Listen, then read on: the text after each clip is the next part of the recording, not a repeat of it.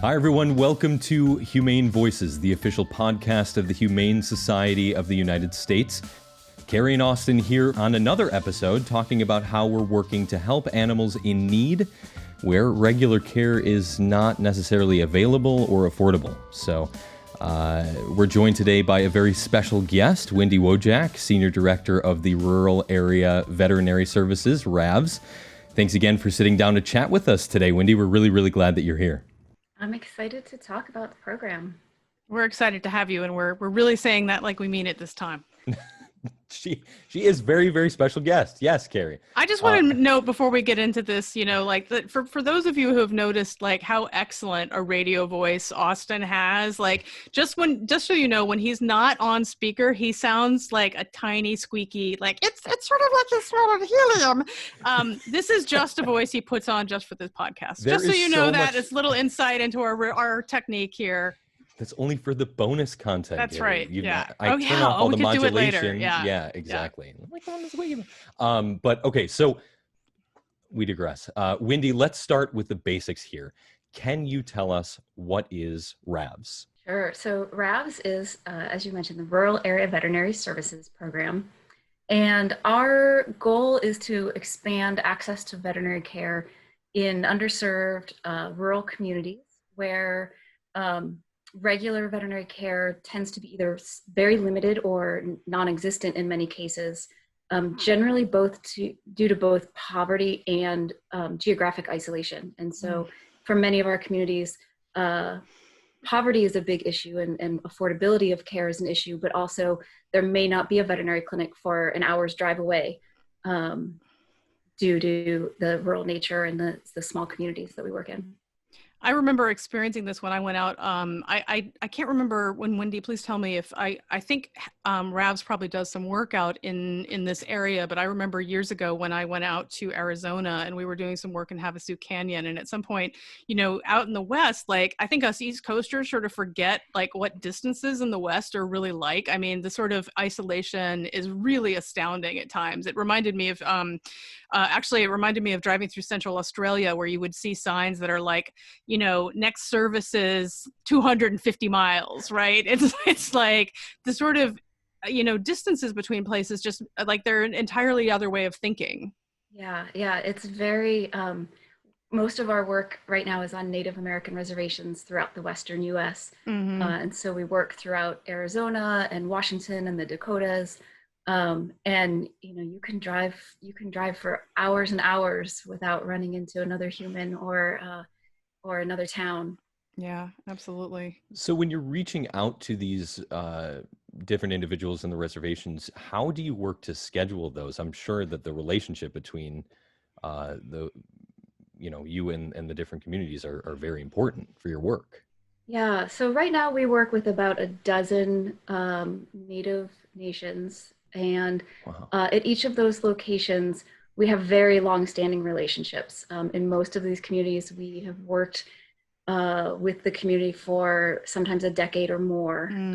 And our partners, we have tribal partners at every community who collaborate with us on every clinic. The community coordinates our facilities and sleeping space for our volunteers and meals for our volunteers.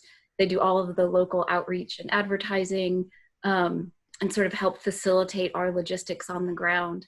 And we really work together with them throughout the year to schedule the clinic, make sure that we can accommodate the families who need us the most, and really meet the needs that they see as most pressing in the community.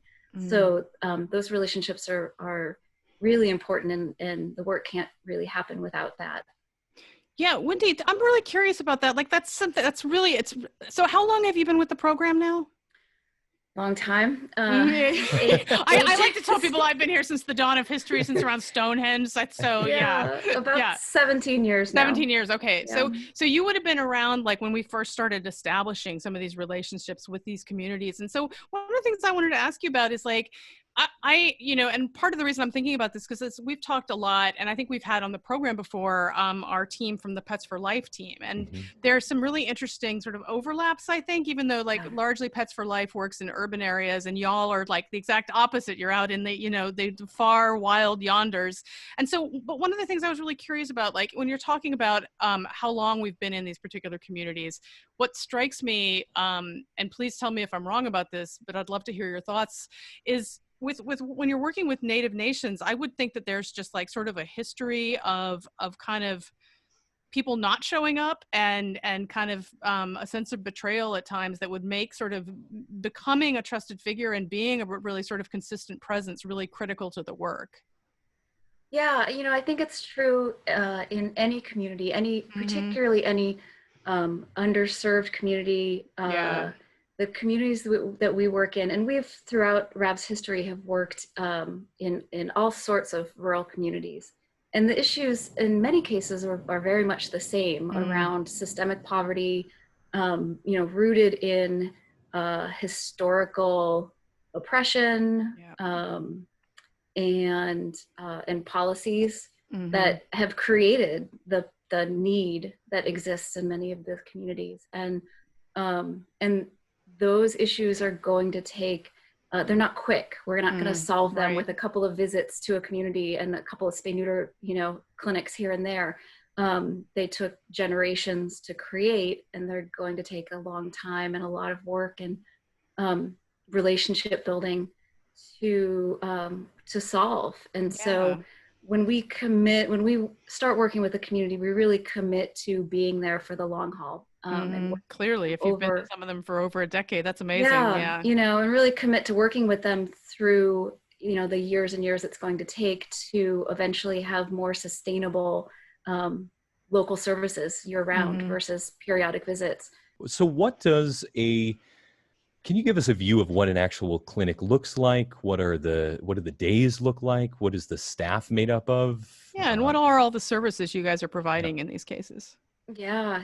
Our clinics are, if I do say, they're kind of a big deal. We're not a small operation.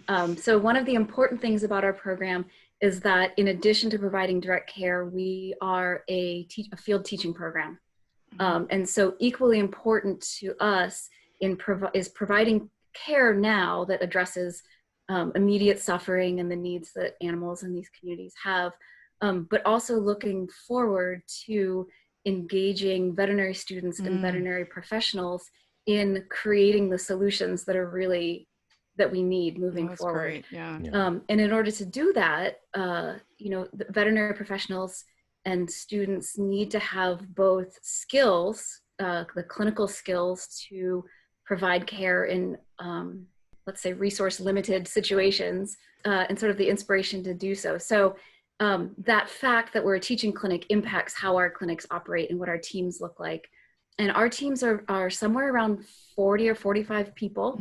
We're a big crew because often 25 or 30 of those are veterinary and veterinary technician students. And then there's another 15 or so staff and professional volunteers. So we get volunteer veterinarians and technicians from all over the country. Oh, that's great. Who give up their vacation time at home to come out in the field with us. They pay all their own travel expenses. Wow. And then come work harder for a week or two than they would at home for no money. So we all gather in the closest big city. Which can be like 150 people, right? Yeah. But because our teams come from all over the country, so we sort of get together, we caravan out to where we're going to work. We set up in whatever facility the community can provide us. So often that's a high school gym or a community center, abandoned church, all kinds of facilities. And then we set up a MASH style clinic. So all of our equipment and supplies is hauled in one modified horse trailer. And we set up, and we'll usually work for a week or two at a time in one location. We might move once or twice in a week. And every clinic is a new team. So we have to sort of train from the ground up, a whole new team of volunteers each time. And within 24 hours, we have a fully functioning field teaching hospital. Oh, that's incredible. And the services you're providing, is it just vaccinations or? No, we're really a full-scale clinic. So we do a lot of vaccinations and wellness care and parasite control and sort of those basic treatments. But we also do spay neuter and a lot of welfare surgeries, things to alleviate suffering or old traumas in animals. A lot of medicine and wellness and infectious disease treatment. We'll pretty much see any animal that comes in. And so it's always a surprise. We never know. All of our clinics are first come, first serve. So folks line up. We never know what we're going to see or how many are going to be there.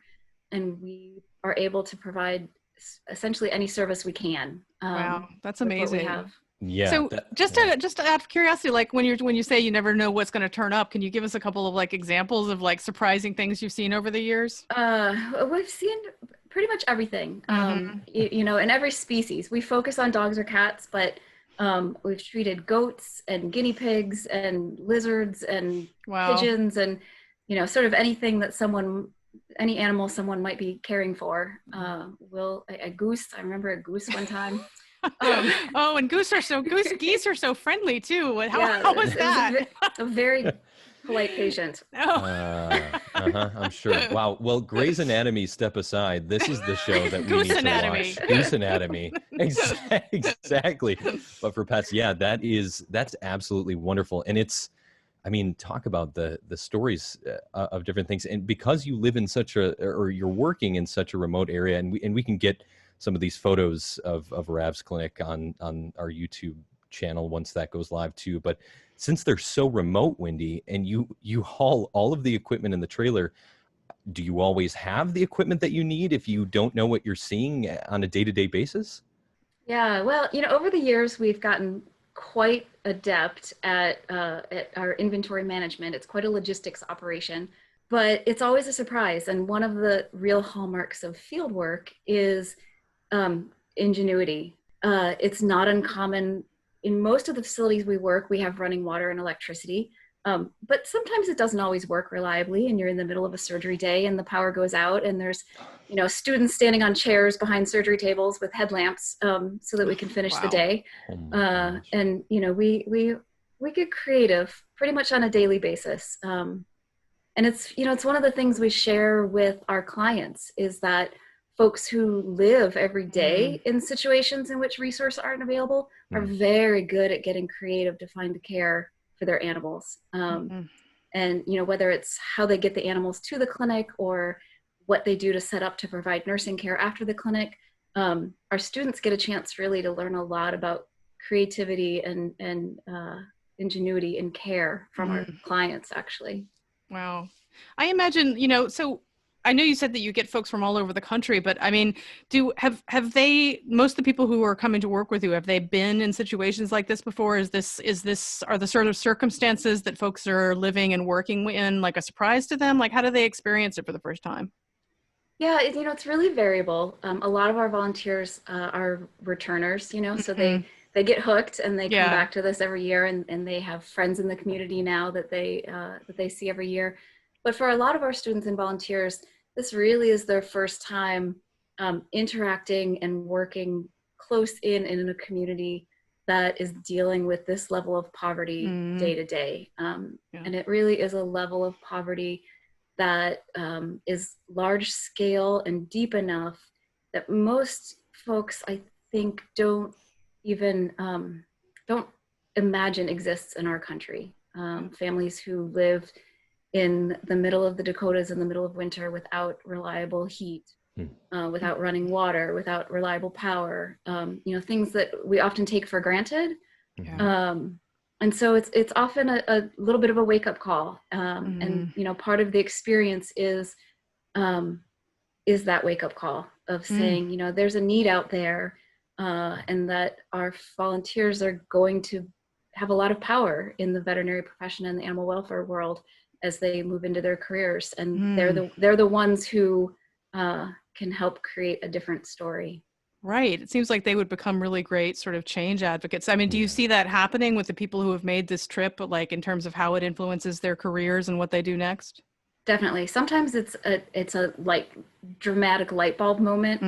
I get chills sometimes when I think about, sitting late at night with a student, halfway through a week or two of clinics, and there's this light in their eyes and they say, I didn't know this existed as a thing I could do with my career. I found my calling. And not everyone is this dramatic altering moment, but occasionally there are. And all of my staff right now, all of my veterinary staff started with us as students. And oh, that's great. That's so great. It must be like a family you've developed over time. It really is. Yeah. It really is. And because I have friends, I'm sure we all do, that are thinking about veterinary school or are in veterinary school. So if they're watching this episode, how does it usually work when they're in the program? Is it kind of like a mentorship process where they shadow the veterinary professionals and go through what they do, and like you said, maybe work their way up to full-time as a RAVS veterinary professional? Or how does the mentorship work? Yeah. So generally, so we post a new clinic schedule every year, and every year we see about 200 veterinary and veterinary technician students come through the program. Some of those are returning students that we've seen before. About 3/4 of them are new each year. And students generally apply for a week or two of clinics at a time. And in the field, it's a pretty intensive program. There's a fair bit of pre-preparation that students need to do before they show up at the clinic. There's a lot of training and orientations on site. And then throughout the clinic, they work one-on-one with experienced mentors, veterinarians and technicians who have been doing this work. And they work in every area of the clinic. So they really get intensive hands-on experience in medicine, client communication, anesthesia, surgery, recovery. It has often been called veterinary boot camp. And students, it's not uncommon for students to leave at the end and say, I learned more in 2 weeks than I have in 3 years of vet school. Yeah, I was going to ask about that. Like, I imagine that some of the things that you might see out in some of these places, in terms of the things that the animals might either in terms of illnesses or injuries, or even, like wildlife encounters, they might see things that they would not see in their standard sort of suburban private practice. I mean, like, what are some examples of those? Yeah, definitely. Particularly in communities where veterinary care is not available, you often see conditions that you don't see particularly in the tertiary care, veterinary school hospitals. We see a lot of parvovirus, distemper virus, tick-borne diseases, a lot of injuries and trauma. Porcupine incidents are very common in some of our communities, where dogs have run in with a porcupine and end up with a face full of quills, which kind of looks silly. I'm sure we have some photos that we can share that, they kind of look funny with their face all full of pointy spines, but without care, without care, they can't eat, and it actually becomes a life-threatening thing. And so our students really get a lot of exposure to things that they might not see otherwise, or they've only read about in a textbook.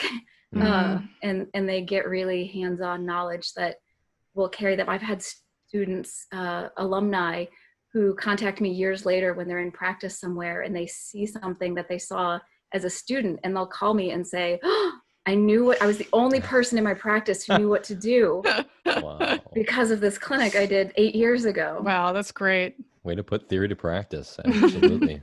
So, Wendy, how has COVID affected the work? When was the last time that you all had a clinic? Yeah, it's been a strange year for sure, as for everyone.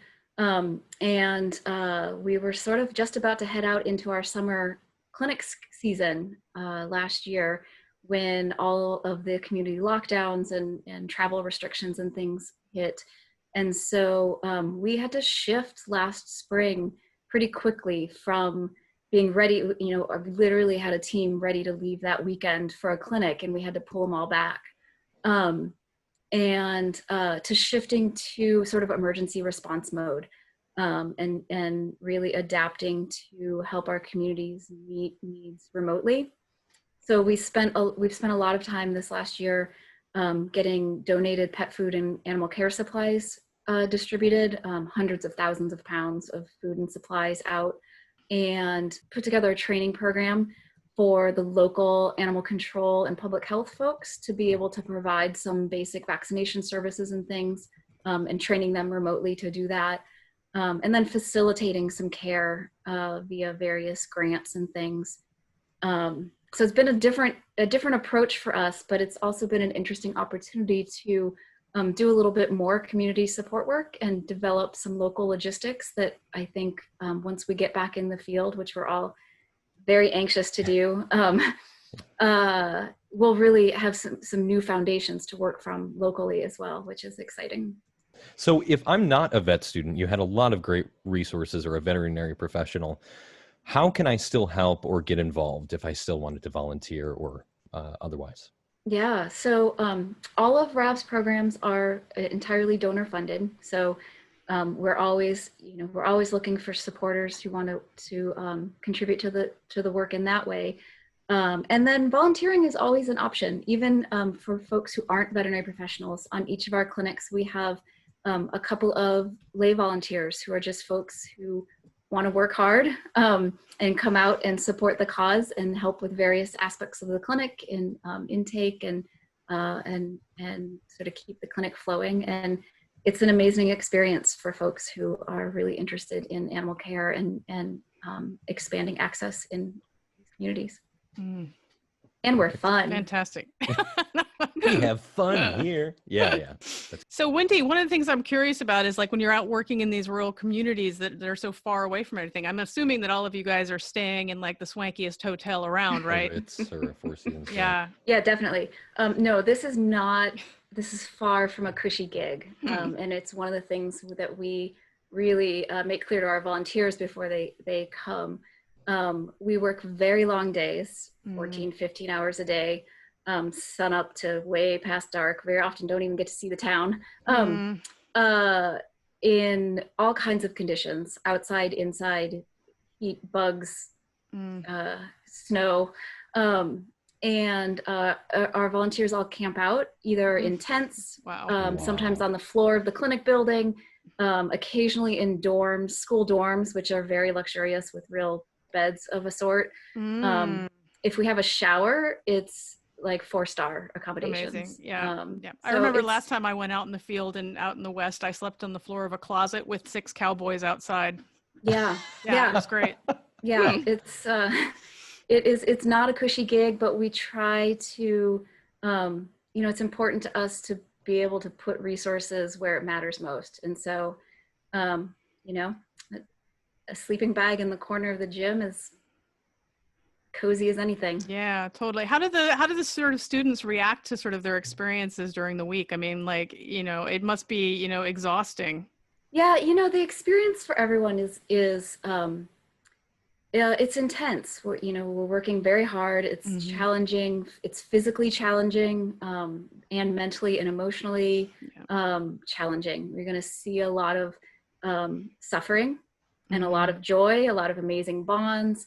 It's kind of a roller coaster, really. And many of our volunteers get hooked on it because there is something really amazing about just being able to provide whatever care you can with what's available without having to worry about whether the person can pay for it.